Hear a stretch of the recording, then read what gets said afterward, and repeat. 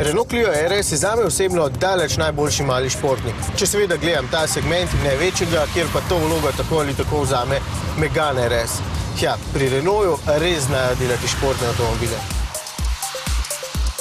To ni Clio RS, ampak Clio GT, pa ne običajen GT, temveč Gordini. In to pomeni, da je prestavna ročica tukaj modre barve.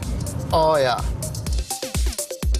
No, pa če nadaljujem malce bolj resno, to pomeni tudi, da je zunanjost bolj atraktivna s temi črtami in da notranjost krasita še dva odlična in precej športna sedeža. In ta črta na volanu, zaradi katere se mi tako ali tako zdi, da sedim v Clio RS.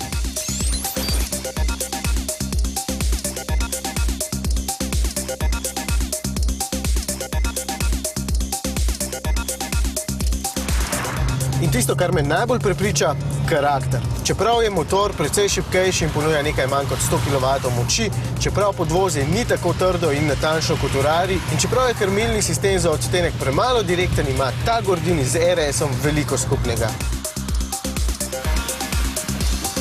In največja težava?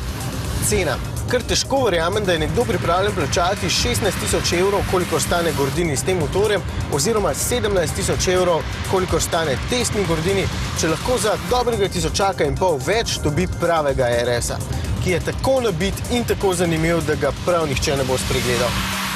Clio GT Gordini ponuja 80% užitka, ki ga nudi RS, kar seveda ni malo. A kaj, ko vedno obstaja boljša alternativa?